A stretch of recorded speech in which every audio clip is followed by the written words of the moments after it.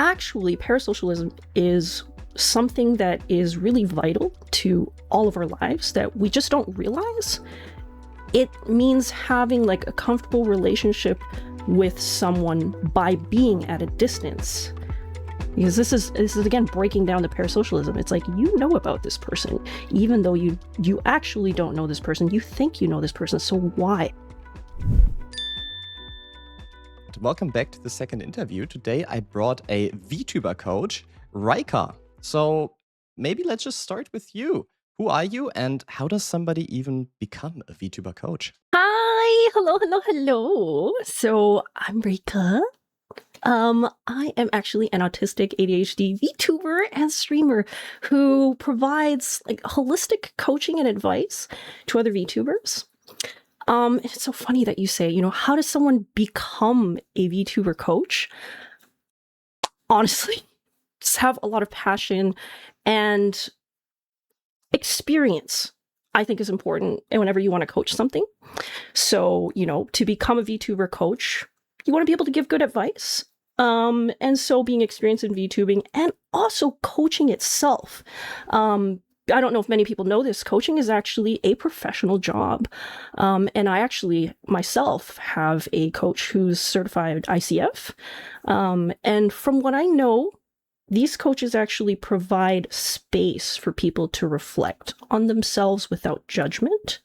But that's actually a little bit different from my kind of coaching, in which I like to help people to ideate, solve their problems, and overcome any obstacle in their life. So my story basically started last year when I decided to quit my career in software tech after the rise of AI and discovering my own neurodivergency. Having ADHD, it's actually really hard for me to stick to just one thing. When I looked back on what has stayed the same throughout my life, it's that I just love helping people. I love helping people come up with solutions to any of their problems. And so because of that, I've just studied up and read so many things like event management, leadership, psychology, philosophy, neurodivergency, technical software, business, user experience, project management, self-help.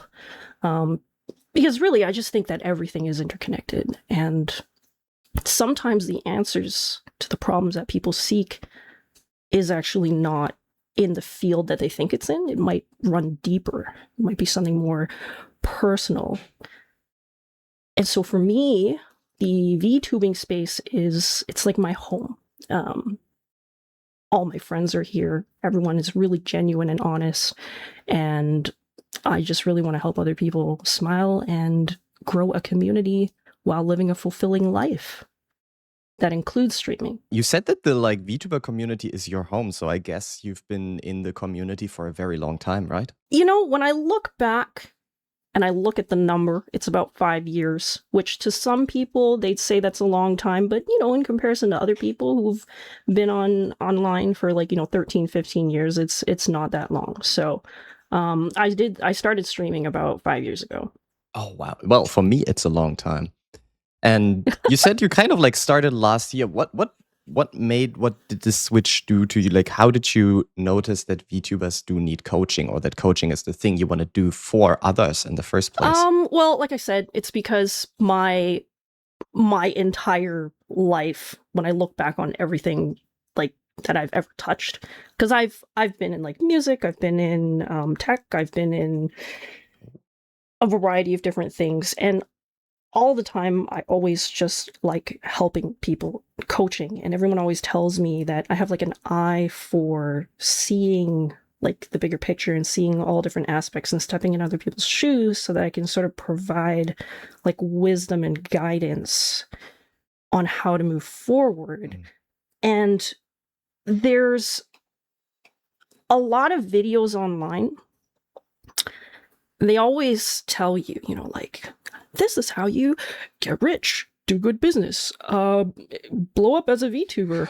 And it, actually after studying content creation now, turns out these are actually, most of them, clickbait cash grabs. Or they're just really surface takes. Or just from the perspectives of people who maybe themselves, they had a personal like winning formula, so to say. So they only know how to talk about their one formula, and like that's it. So there's a lot of, especially in the VTubing world, I feel like most folks maybe have some form of like neurodivergency. And so when you look at the neurodivergent side, then most of the videos there are all about validating your experience. But there's not a lot talking about how to start thriving in this world. Like, sure, you can, you know, be unhappy and find community in, you know, having more difficulty doing things, but then how can you still, if you have goals and dreams, how can you then shift the way that you do things so that you can work towards those goals and dreams? And so that's what I love helping others to realize is, you know, maybe coming up with a solution that's not normal, it's not standard, but it's one that works for you. Oh yeah, I really like that. I've been watching these. Of course, I have been watching these like videos and TikToks about, hey, if you do this, you will blow up, and if you do that, you will be like, I don't know, you get 1,000 viewers on your next stream, and it is usually just bullshit. And yeah, as you said, I think it's also a lot about like, hey, what works for you, right? Yep. All right, but let's get maybe into the typical. So you do coaching, and you've probably seen a lot of things VTubers do. You've like talked to a lot of different VTubers, and maybe there are some mistakes you see across the board that we can generalize on. I don't know if it's possible. Let's maybe try. But do you have like some most common mistakes you usually see across the VTubers you coach? Yes. So, what you'll probably find is like throughout most of the answers I'm going to be giving, they're going to be pretty non-normative and they're going to be a lot deeper.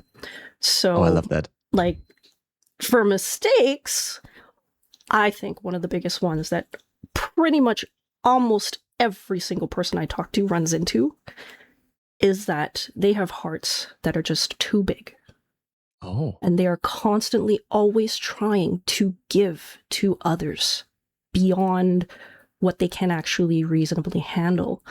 And that's why they're so good at being a content creator, because they're genuine and they're nice and they're giving, and that's what also like naturally attracts other people. And when you start having like a larger audience, it just naturally like, oh my god, there's all these people that I'm connecting with, and like I want to help them and I want to get to know them and I want to be the friend that they never had because I understand how it feels to come from that.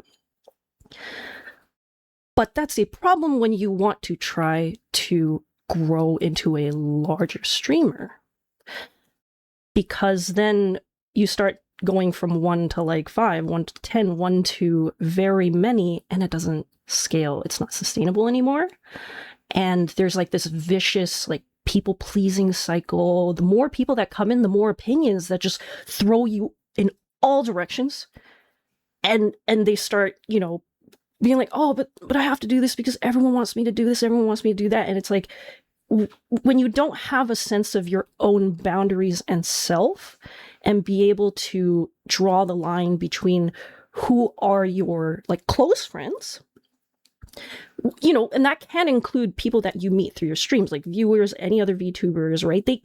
But there needs to be like a limit, so to say, on your time and your depth of connection between amounts of people.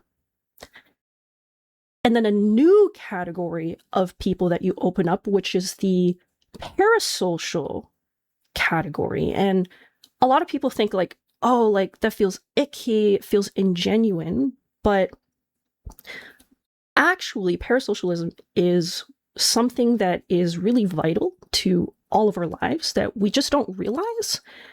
It means having like a comfortable relationship with someone by being at a distance.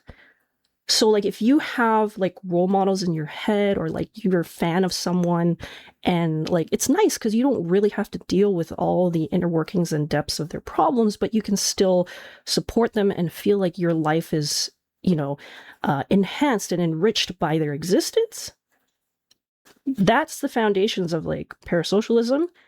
And it's meaningful and it's great. But as a creator, you need to know who fits in that category and how to manage it and really understand that it truly is a type of relationship that exists and is still meaningful and valuable to both sides. What I found really interesting in your answer is that you basically said, if I get this right, the things that help you grow at the start are not the things that will help you grow after like a certain, after a certain viewership. So at a certain point of like becoming bigger, you need to think about streaming differently than you did before. Is that correct? Yes, I think I like to explain this to people by giving an analogy to business. Because it really is, except this is more like it's very genuine and very personal. But if you think about it, if a business is just starting out, you don't use massive corporate sales tactics or advertising because no one knows you, right? And you don't have an audience and you don't have a history. And it's the same thing. So if you're just starting out, right, you're making like real connections. You're making real, like trusted, strong bonds. Maybe not everything is already, high quality, strong protocol and stuff like that. But then, as you start growing, gaining a base, right, mid-tier, slightly larger, expanding, changing the types of products, it's exactly the same for VTubing. I love that analogy. Yeah, it's just translated slightly differently to work with the way that we interact with people, the way that we talk about ourselves, the platforms that we're on, the type of interaction. It's like instead of like, I pay you money for a product, it's like, we're here to enjoy each other's time together. Let's start with people that maybe are watching and are thinking, hey, I want to start to get into VTubing, right? So we're at the first point of like, hey, I want to grow, I want to get a base audience. What are maybe some mistakes you see people do before they even debut? I think probably the biggest mistake is to think that VTubing is easy. As long as you can talk and be entertaining, I'm good at joking and I'm good at like being funny, and that's just the tip of the iceberg, because VTubing actually means being a content creator. And a content creator means a whole whack of skills. There's technical, right? Like all the programs you have to learn, all the different updates, and all like even just here setting up, like for us, like, we have to set up our OBS, our VTuber models, all of the lighting, the assets, all that other stuff. Being culturally aware, managing conversations, having clarity in communication, handling conflicts with people, in order to work with them and keep healthy connections, right? You hear a lot about drama and burning bridges and stuff in the VTubing world. And, if you don't want that in your life, you need to have these skills. There's also like leadership and growing a team to help you, because you can't do everything alone. You need mods. You want to inspire a community as well. And so community management, coordinating events, improvisation, to become funny and not say no to people and actually lift up their ideas. Hospitality, to make people feel comfortable. Self-understanding, know your boundaries. Visual audio design, platform-specific knowledge for every single platform you want to go on, right? Twitter, Blue Sky, YouTube, TikTok, Twitch, YouTube for streaming, all those other things. Time planning, scheduling, business skills, if you want to actually start turning this more into a career. Financial management too, because everyone knows you don't make money at the beginning at all. It's just, I haven't even listed everything. There's just so much. And so like the biggest mistake is thinking that it's easy, because really there's so many different skills that you will be learning on the fly. And it's really important to know how to keep yourself motivated and with realistic goals and progress tracking for yourself along the way. Oh, I love that. It's actually, I relate. I can totally see what you're saying there, because I kind of like feel it myself. Is there usually like a point where you say, okay, don't learn too much, right? And maybe because if somebody starts right now, right? Maybe they tend to like go into it a bit too much and try to prepare too much. And I think there's also a lot you can learn on the way. is there like any good roadmap or any good way to go about learning all these things in your opinion? Or should there be like a certain amount of things you look at before you even start your stream? I do think that it is really important to have a good process of assessing yourself and seeing, like reflecting, do I feel overwhelmed?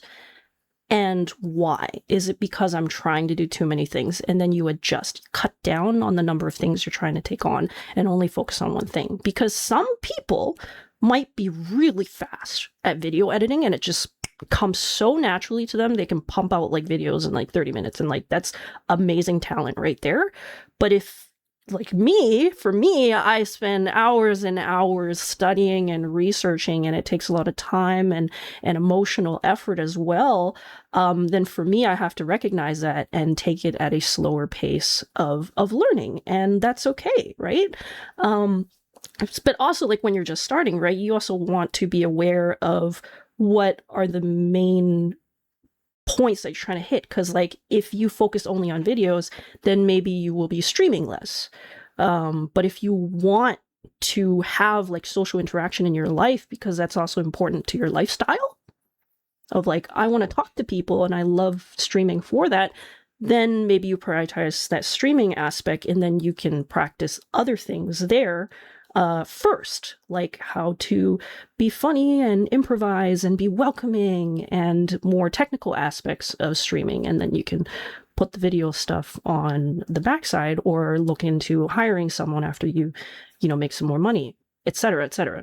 So we talked a lot about mistakes already, but are there maybe some other common mistakes that are hard to spot? Some mistakes VTubers don't even realize that they are doing or might be doing right now? Yes. And I feel like this actually can also, it continues on in larger VTubers as well. So be aware if you're falling in these categories. There's two major things.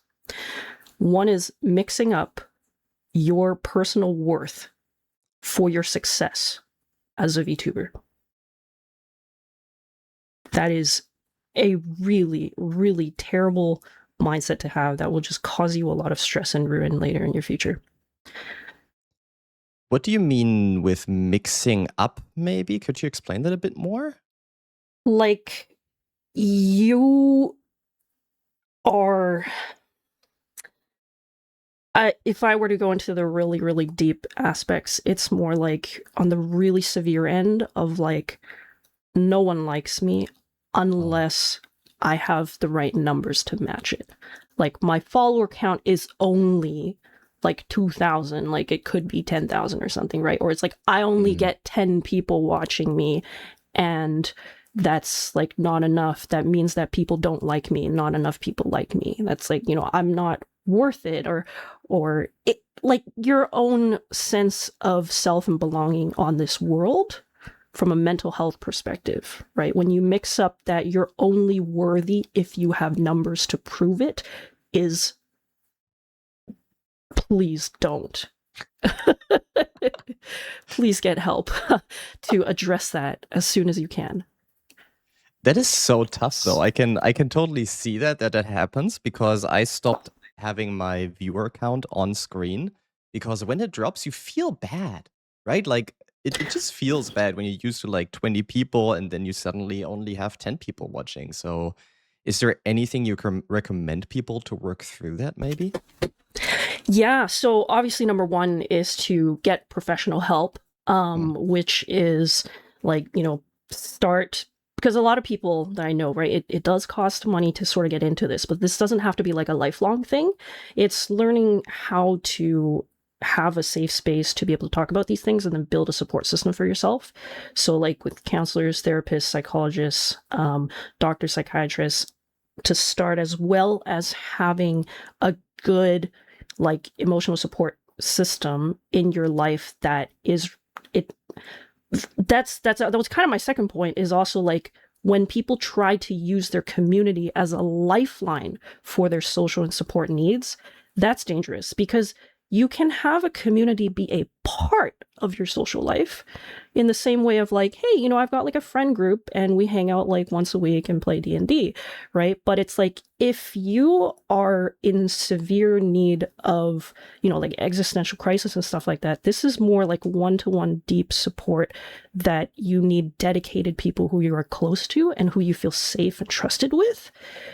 That's your core support system, as well as other techniques. There's, you know, in psychology, right, there's, you can write things down, you can journal, diary, vent, you know, self-help books, YouTube videos as well to possibly help you. Please don't use AI chatbots.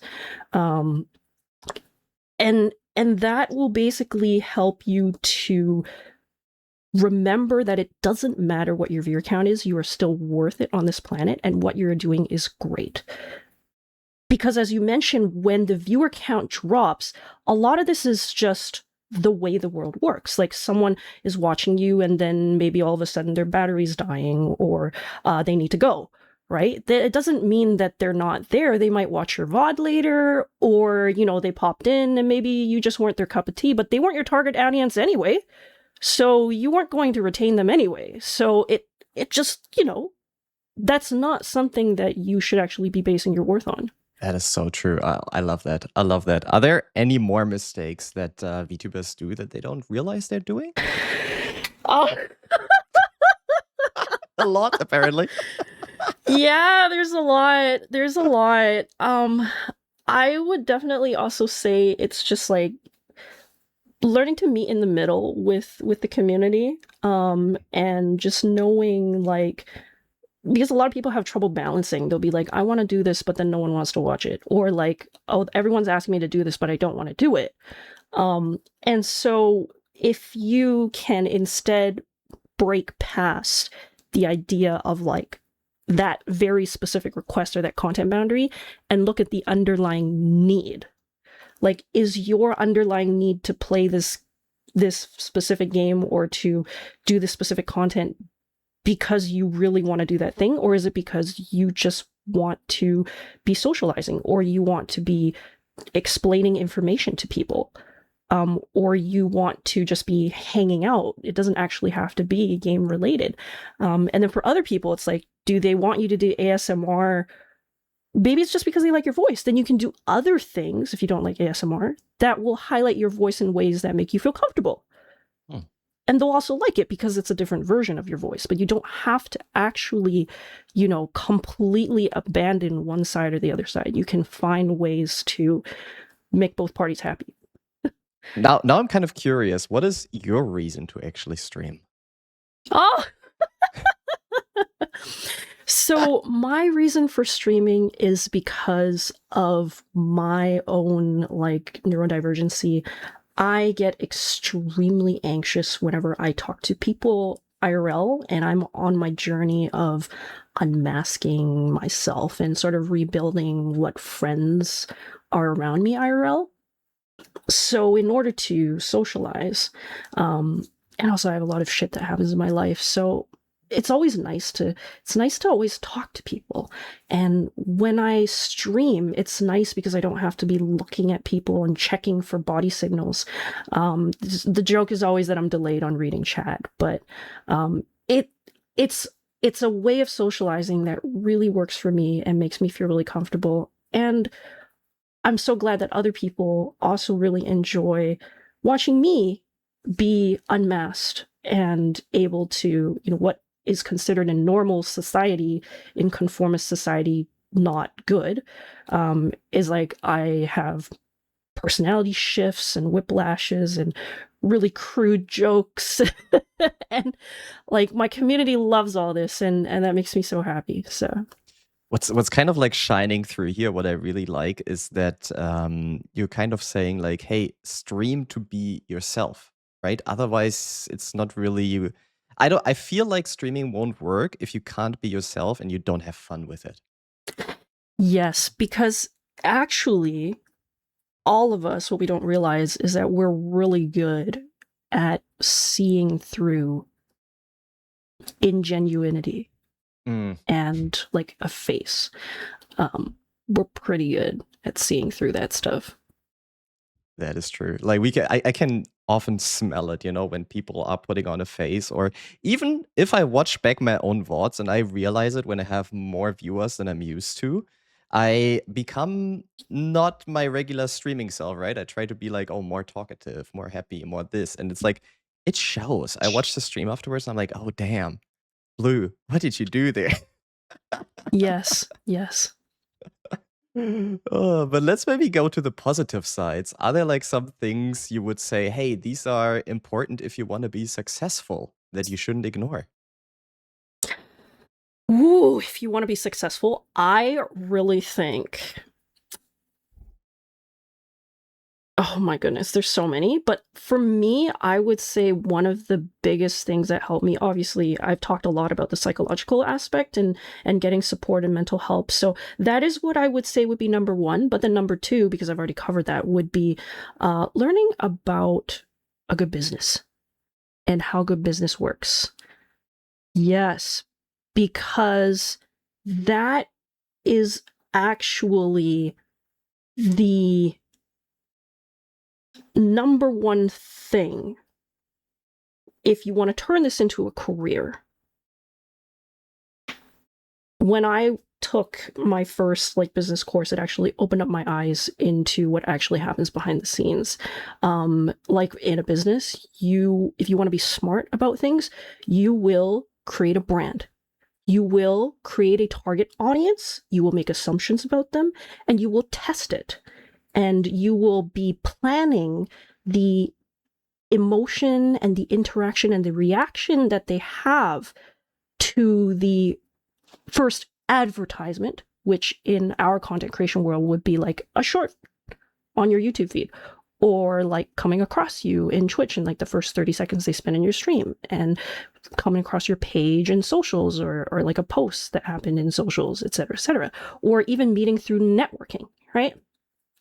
So then when you can get good at that, like having a good brand, having a good, leaving a good impression, understanding how the market looks as well, and how you stand out from that, and staying true to what your package is, and having a good advertisement plan, which as well, it ties into your content creation plan, right? So there's a lot of make content and then sort of milk the ways in which you can create content out of that content, because you don't have enough time to constantly be creating high quality output, send it out once, and then that's it. All of that time just for 2 minutes of fame. That's, there's so much more that you can do with it and be more resourceful as well. And then of course, in business, you'll learn about they'll have legal consulting at the beginning. They'll have, they'll understand all the laws and regulations, and they set terms and conditions as well. This is similar to in VTubing, there's your rules, there's your emotional support system, there's your cultural awareness, so you don't step on a landmine and suddenly become the topic of VTuber drama. Right? And then of course the financial and time planning aspects, of course. So yeah. You're talking a lot about measuring yourself and having set goals. What are some measures you use, or maybe you would recommend to your clients that they use? Yeah, so it really depends on who you are and what kind of workflow that you have for yourself, because it depends, depending on your neurodivergency, some tactics that other people use can actually cause you to feel like you're not good enough, and you lose motivation. So be really aware, if you're rejection sensitive, or also if you need to practice autonomy and cannot be told what to do, be aware of what you need. For me, what I do, also thanks to my ADHD, is I like to not feel I can't feel too much pressure, because if I feel pressure, I will just crack and do nothing. So I just had to realize that I can be really productive as long as I am given a safe amount of time and space with no other requests. And I will randomize myself. I will distract myself. That's already a given. But if I can create that environment, I will still manage to be productive for like, a 4 to 5 hour time period, just maybe focusing on like shorts or something, right? I'm definitely going to take breaks and go for walks and eat food and stuff like that. But at least I'm going to actually produce something by the end of it. And then afterwards, I can start looking at my pacing. Like, oh, in the span of 4 to 5 hours, I managed to produce 2 shorts. So then I can use that as my baseline sort of like metric of like, oh, of a 4 to 5 hour period plus resting time afterwards as well. That's also important, is to recognize invisible time, right? Then in a day, I can pump out like 3 videos, and that's great. And then I can work on, trying to make it faster or more efficient, more effective, or, higher quality. So a lot about kind of make it fit for you, right? So it seems to me, especially what you said in the beginning, right? These like TikToks you watch, do this and become successful, or this is how you track yourself. Like they can work, but in the end, you just kind of have to figure out what works for you best and how you can create this environment for yourself to be happy and stream well, right? Yeah, because you could just only have one platform and you can succeed on just one platform. Like just YouTube with no socials, if you do it in a way that works for yourself and, for that specific platform, of course. The same thing for Twitch. Like I've seen people hit partner with just a PNG tuber, but they went really hard on like deep connections with community and like fostering community, allowing them into their life, and like, leveraging them, and everyone is able to contribute in a controlled manner, strong mod team, stuff like that, right? No socials really, no like clips much really. It's all just, you just got to know what your like growth plan is. And it doesn't have to be large growth. It just needs to be one that is sustainable. That is so, yeah, true. Sustainable growth and growth over time is like what people, they always want this like one shot and hey, within a week I get like 100 more people, which is not realistic in my opinion, right? Yeah, those tactics are only good if you already have a strong brand and growth plan. Then those are great to add on for high visibility.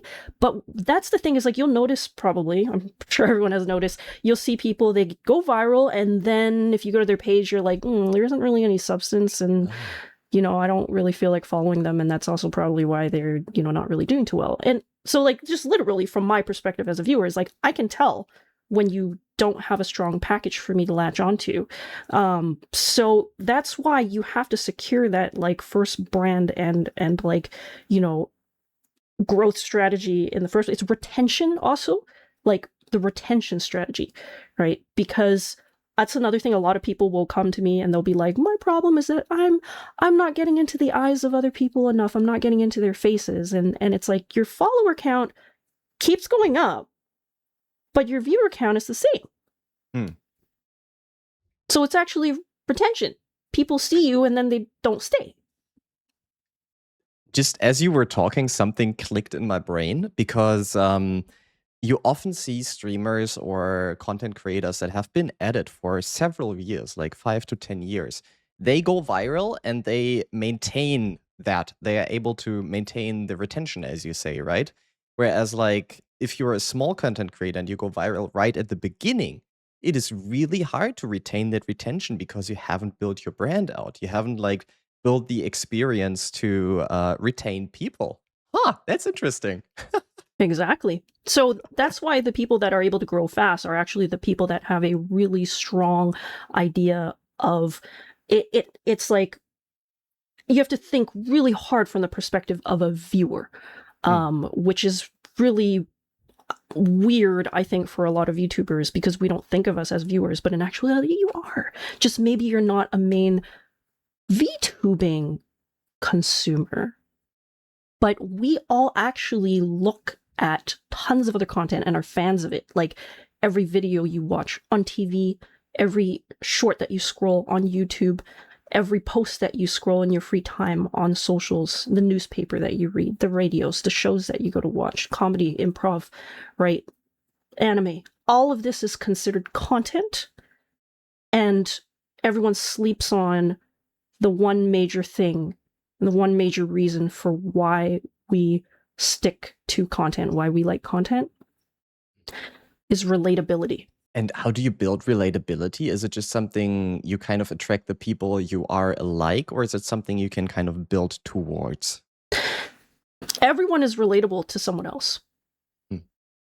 It just, you need to find, this is why it's a lot of like a journey of like self-understanding too, of figuring out who you are and what you like doing, and then you can take a stab at who your target audience is. And usually that's why the first type of audience we attract, if you just went into VTubing with no plan, usually the first types of people you attract are people who are just like you in some way. Right? Maybe you're trauma bonding. Maybe you're both like, you know, similar culture or country background. You understand the same jokes. You have the same type of humor, right? You have the same principles, same beliefs, right? So you can pick all of these aspects about yourself, and then that's what you actually want to be advertising. Because a lot of like VTubers, they'll think like, oh, I just have to be the funniest on the planet. And it's like, but is that your strength? Like, is this, do you, like for me, I wax poetic a lot about like principles and stuff. So that should actually be what I am putting into people's faces, so that people who relate to me in those aspects can be like, oh, you know what? I think just like her, and I'm going to go check her out and hang out with her in her community because we think the same. Let's maybe put ourselves in the shoes of somebody who's been streaming for over a year now, and they've been stuck. They kind of like, you know, they're stuck at the same viewer count, same follower count. What is, in your experience, maybe going on here? What would be some first steps you would recommend them taking? Yeah, so the first step usually is, as we've talked about, it's probably a retention and branding problem. So get started on figuring out what it is the experience that you want to provide to people when they, I like to make an analogy to like a cafe, of like when you first are walking past the cafe, how does the storefront even look? Like, what kind of vibes is it given? Does it match what you like and what you're looking for? And what kind of person even is this person, who you are? Like, what kind of person are you? And then when you walk in the door, you have an expectation. You've already created an expectation of what this place is. And does it match that expectation? Or does it become a case of false advertising? Or you look around, you're like, I don't really know what's going on. But, you know, I'm here for the coffee, and oh, the coffee's like really good. And then that's, you know, the thing that like sells your shop or something, right? And maybe like people will advertise and juxtapose and be like, this shop doesn't look like it's anything special, but it has the best coffee. Or like, you know, you have, you know, a storefront that's just like, wow, everything's like really cozy and amazing. And I walk in, everything's cozy and amazing. And I understand that as a viewer. So it's kind of like a resume. Can people very easily understand the experience and meaning that you provide in their lives? Like in 3 seconds, not in 3 seconds, obviously, but just like really quickly, right? That's actually, I love that. So kind of like your TikTok, your YouTube shorts, the videos you put out, they are kind of like your resume, right? For people to find you and then come into your streams. Exactly. Oh. So would you say that just being consistent, we talked about consistency a little bit, is good advice, or is that a myth and you should try out different things and maybe then get into consistency? Consistency is definitely a very critical aspect for any type of offering in business and content creation, right? But I want to like change the definition. Instead of consistency, it's expectation matching and predictability. Actually more just expectations matching. So, like,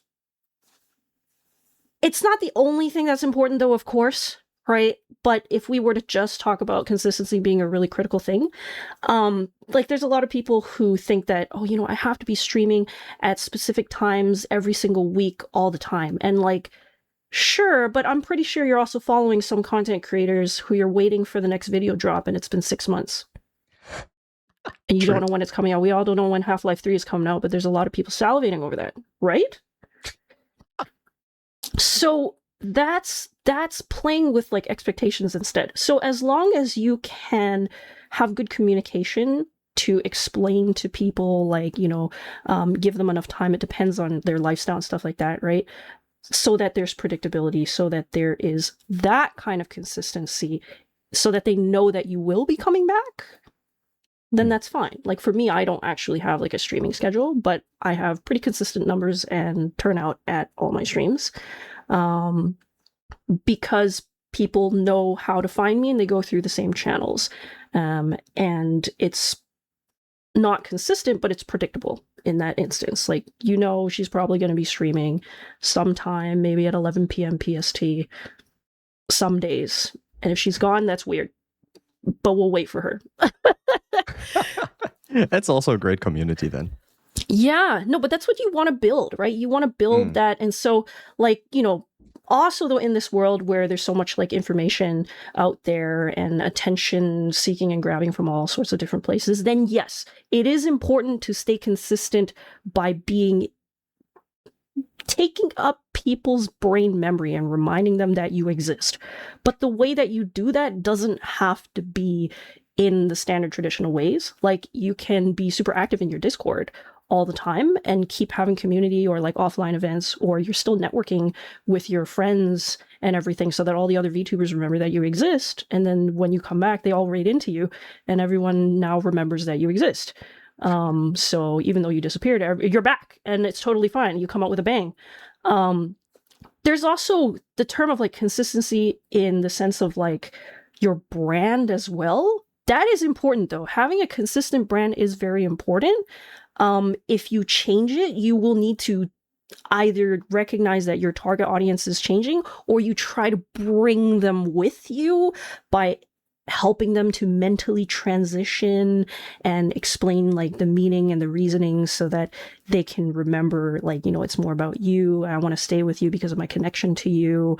You're right. It doesn't matter if you've stopped playing World of Warcraft. I still like you who you are. You're still going to lose people, but that's okay. I feel like you always lose some people on the way, but that's totally fine, right?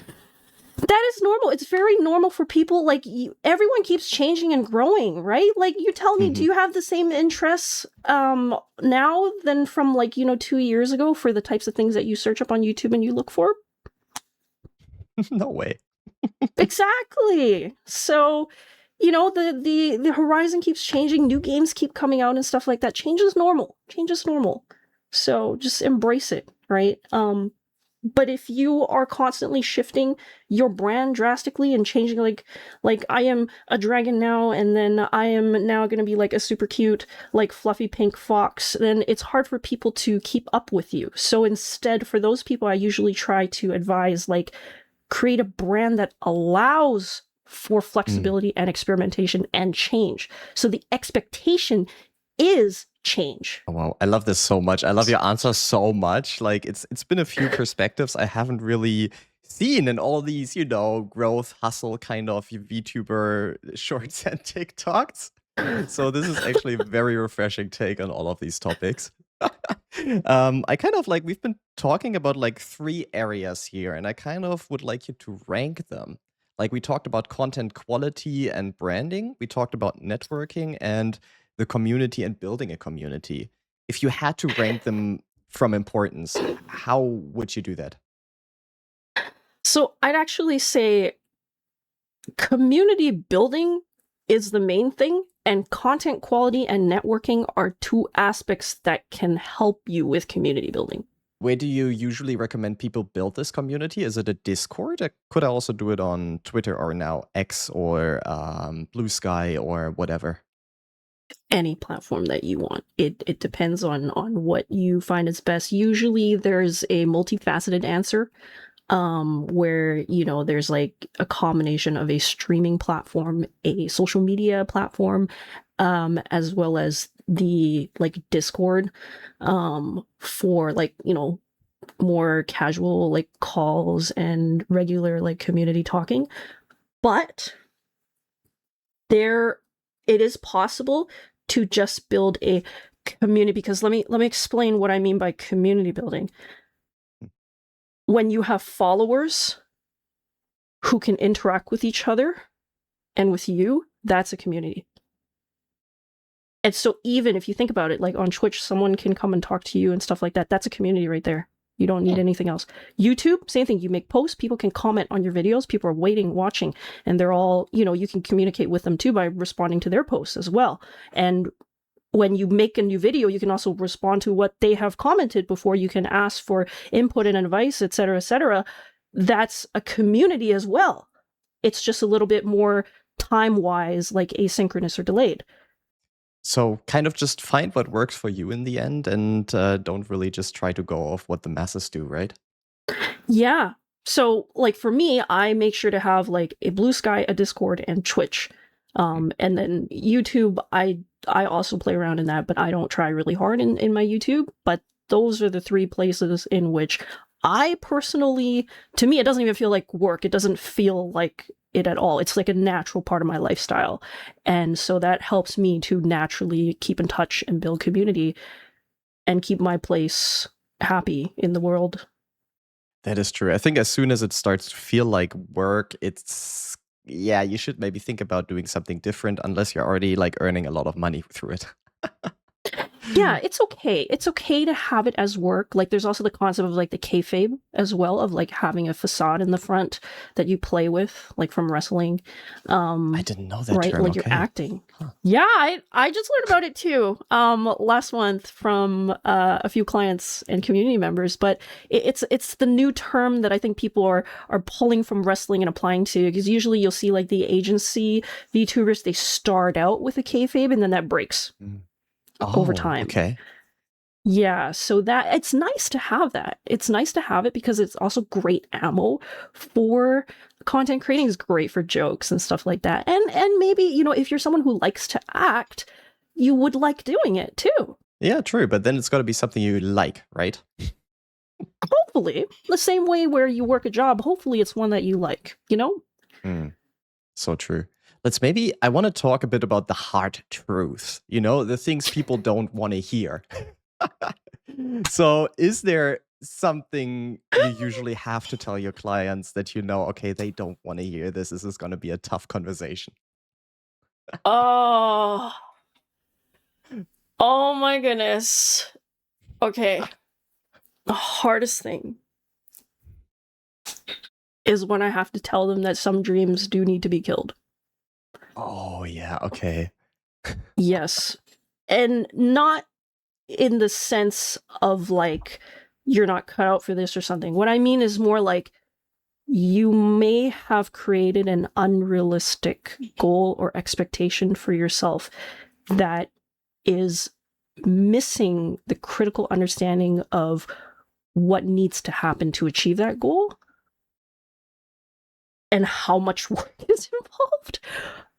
And so the pace at which you think that you can achieve it needs to be like, that part needs to be killed. Like maybe you can reach that, but like, is it going to take you like, I'm just going to give random numbers, like a month? Like, no, I'm sorry. Or the other side of that is like, maybe there's certain aspects of their personality and their workflow that they are just not recognizing. Like, I have to push through and I have to do it and I have to put myself out there and I have to, you know, be happy all the time. And I'm like, maybe you can't. And it's time to kill that understanding and that dream and instead create a different reality for yourself that's like, it's okay maybe for me to be more vulnerable on stream and talk about controversial topics because I enjoy these things or something, right? It's okay maybe to not be a super hyper energetic social person all the time and instead become like more like a low energy comfort streamer, for example, right? But it starts with killing off that first unrealistic expectation. Oh God, yeah, I can imagine that being really tough. Did you actually ever have to tell somebody they should quit or maybe totally restart or reshape their brand? Never. Actually, it's the opposite. It's clients come to me saying that they should completely quit or they need to completely rebrand. And I'm always just like, oh no.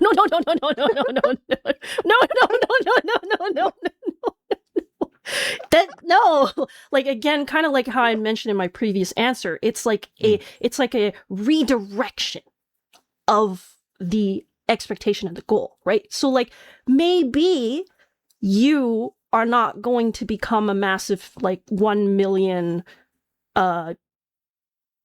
massive following streamer, right? But what you can start with is like, you know, hey, it checks the box for like social and making friends and playing games and hanging out with people. And so you can still be a streamer, you can still be a content creator and have fun making videos if you can let go of, you know, the fact that numbers are holding you back and that you have to make a career out of this. Maybe this is something that is just more like for hobby and for fun, and that's really valid. And that can actually be positive in your life and help you to feel more confident and grow and be happier in your life instead of turning it into like a constantly self-fulfilling failure prophecy. The same thing for rebranding too, because when people think that they have to toss everything away and fully rebrand, I'm always just like, you don't have to, because it depends. Most of the time, right, as we talked about, people don't realize the brand is actually more about their personality. But they usually think it's about like the game. It's like, I've been a Minecraft streamer and now I'm going to change Minecraft. It's like, you don't actually realize most of your viewership is there because of you. That is so true. That is so true. It doesn't always have to be about the numbers.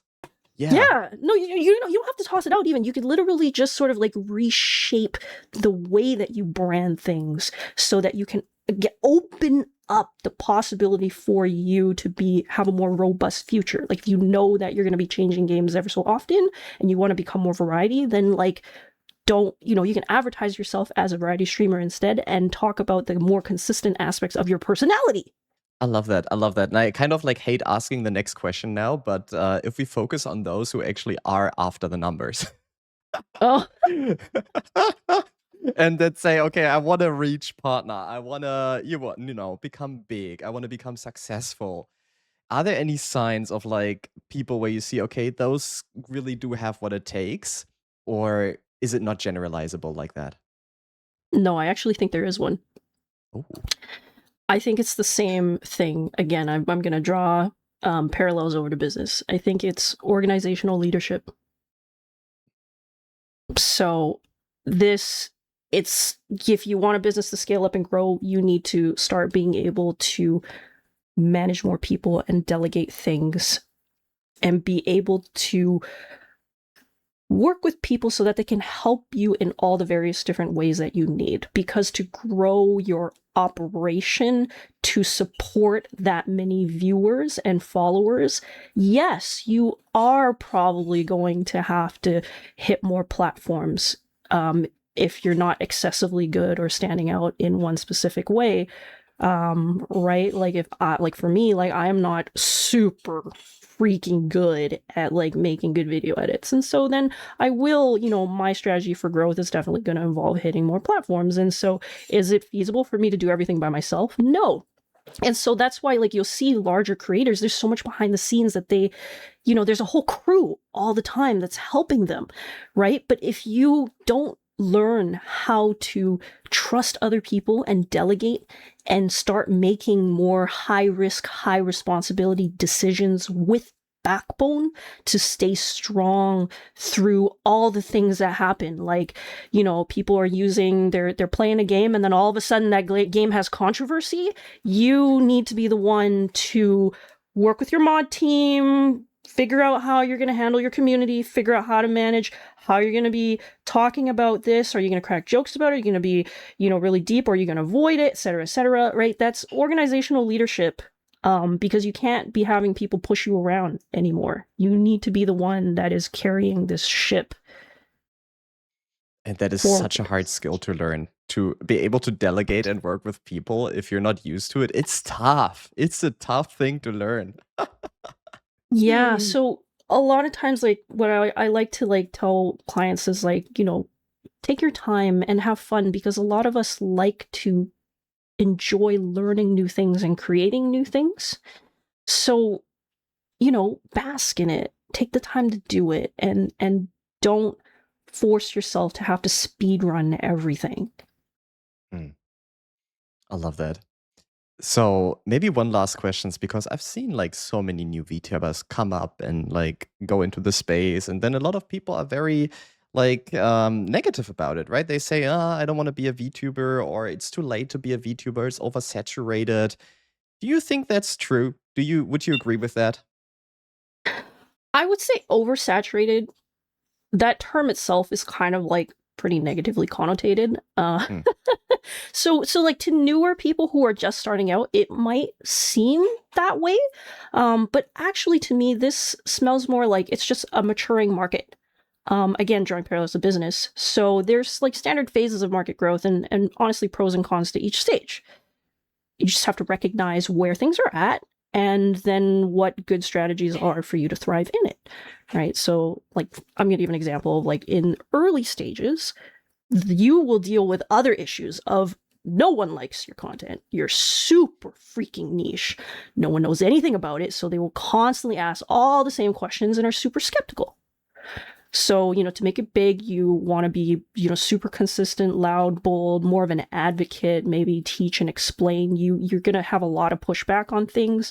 And you're sort of like the torchbearer to create early adopters by sticking to something that almost no one has a belief in from the ground up.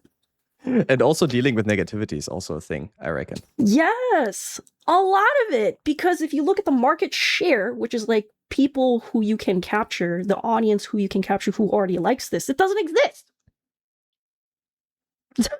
So of course you're going to get a lot of negativity, right?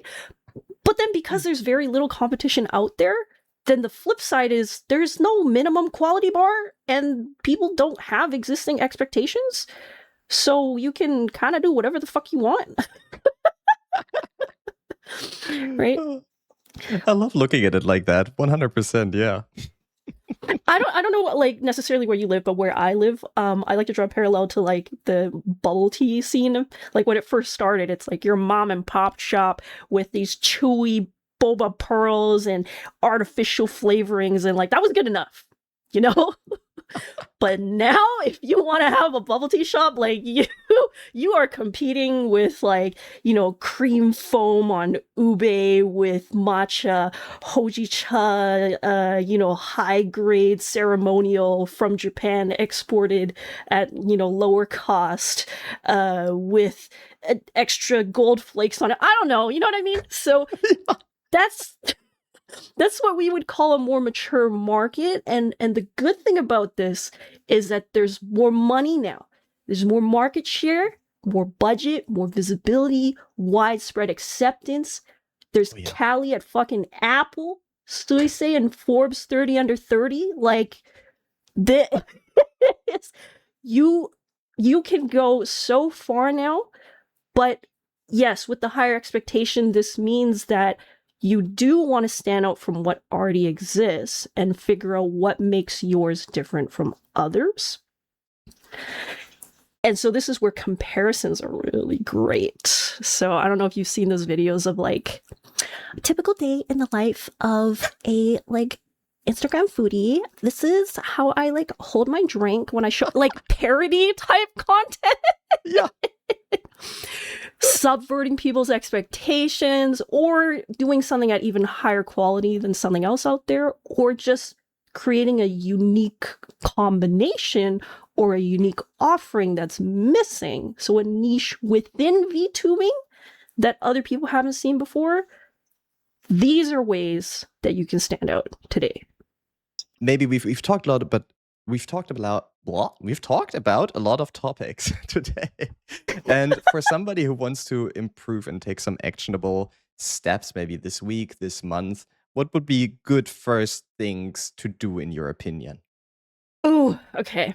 So this is a very, like, it's going to take a while to build this skill essentially, but the deep answer is truly understand why people interact with content.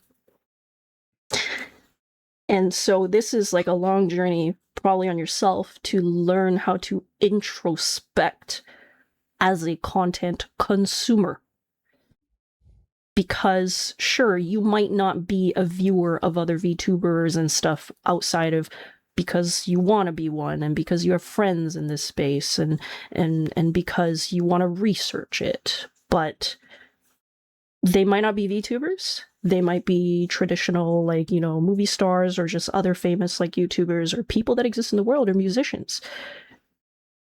Every time you come across a piece of content and you form an opinion about it, or you click on it, or you interact on it, or you're curious about it, or you write a text comment, or you share it with someone, or you share it with your friends physically in person without even clicking the button. Think about it. Think about what you're doing and how they presented it to you. What action did you take on it? And how does that contribute to their following? And did you understand their brand? Like, all of these things. Then you can actually understand what it means to build a following, and what kind of following you want to create, what kind of interactions you want to create with people, which ones you don't want to have too. Right? And then that's how you can aim for those. Oh, I love that a lot. Do you have maybe a first few steps people can take to start learning in that direction? Yeah, definitely. The first one is, if you find yourself doing an action that has like a positive impact on you, so you're like, oh, like I really like this person, and then you're like, wait a minute, but why? Right? And it's like, usually it's like, well, obviously because they're a good person. It's like, oh wait, but how come I know that they're a good person? Because this is again breaking down the parasocialism. It's like, you know about this person, even though you actually don't know this person. You think you know this person. So why? It's because, is it because what did you see? Was it a clip of them having fun and smiling and laughing? Was it a clip of them staying strong through controversy? Was it a clip of them, you know, showing off a real deep, you know, honest, grounded take in the world, and all these other things that you don't realize? Like, it's not about the surface shit of just making people laugh. It's actually all those other things put together that can create a fan in you, even if you're not actively liking and commenting and sharing with the button all the time. Oh, I love that so much. All right, I think we've talked about a lot of topics, and I've got like a really refreshing take on a lot of them. I learned a lot today, so thank you for that. And I kind of want to like book your coaching now, and I think a lot of other people probably want to. So where can they find you if they want to book you, or maybe just watch your streams? Yeah, so you can commission me on VGen, and I also do free welcome calls for anyone that wants to test the waters with me, and you know, make sure we're personally compatible and that you're comfortable, right? Because it's a very personal relationship. And I can also do like accommodations, like if you need text communication from your side or both sides, we can also do that. And my VGen handle, and pretty much my handle everywhere, is Reikanya, Reikanya. I do stream on Twitch. I'm on Blue Sky. I've got a Discord community. I've got a YouTube. Looking up to set a Patreon as well in the future, where I can actually give, because Blue Sky posts are not long enough. They're not word count long enough for me to actually go in depth with some of the like learnings and analyses that I want to give. Like, I have like an example of a post that I want to make is like, how is your environment affecting you, and how that can help you with your workflow, just for an example. So looking into setting that up, but yeah, otherwise you can find me around. Well, and thank you so much for being here today, and yeah, thank you everybody else for watching. Goodbye. Thank you for having me, Blue. Thank you. Bye.